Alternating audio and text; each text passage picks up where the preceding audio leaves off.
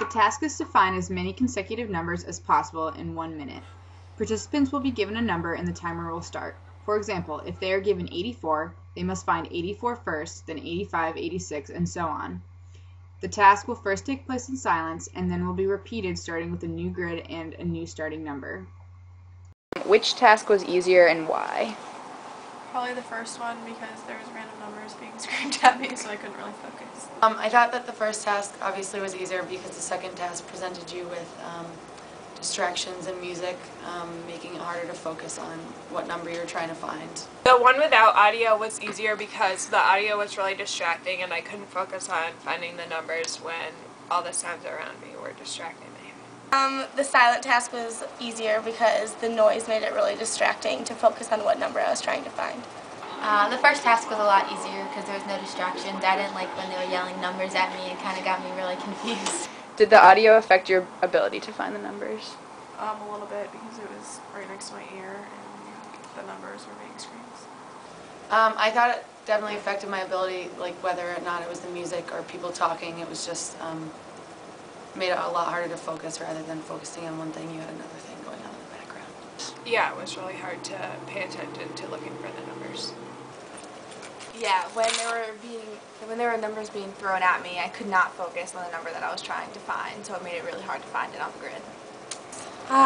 It did because when it changed from voices to music, that was distracting because you'd get used to one thing and not the other. And the thing that really caught me off guard was the screamo music. Without a doubt, especially when a song came on that I liked, I tried to start singing it and then I kind of got a little distracted. What did you do to try to block out the distractions? Just try to focus on the numbers and not really focus on what was going on around me, I guess. I tried to just say the number over and over in my head and try to focus on that rather than all the other noises around me. To block out the distractions, I tried to repeat the number I was trying to find over and over and just really pay attention to the paper rather than the noise. To try to block them out, I try to repeat the number in my head. So if I was looking for a number like number 75, it was 75, 75, 75, 75. I just tried to repeat the number in my head as many times as I could so I could kind of block out the audio. Do you find it hard to concentrate in loud environments? Not usually, just when it's not constant. That was different kind of music, but if I'm listening to one song, I don't really find it distracting. Yeah, because I can't focus on what I should be doing because the distractions defer my attention. Can you think of any examples? When I'm taking tests in class, I really can't have people clicking their pens or making noises, or else it's really hard for me to focus on doing the problems. Yeah, I do find it hard to concentrate in loud environments. I try and put headphones in or make sure I zone into what I'm doing. Because if people are talking or if other music's playing or something, I find it hard to remember what I was just learning. Sometimes. If there are things going on around me, it's hard to focus my attention. Yes, I do. Play basketball, so loud environments all the time, so it's kind of something I'm used to, but it's still something that is still very distracting for me.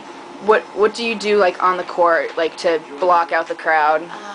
On the court, it's just something that you get in the zone. It's just something that I have mentally dealt with for a lot of years now, so it's just a zone type thing, and I have a saying sometimes, a mantra that I say before a game to try to get me where I need to be. So would you say that's different from this kind of thing? It was very similar because it was the same thing. It's not a mantra, what I say before a game, but it's the numbers, the repetitiveness, trying to calm yourself down in an anxiety situation.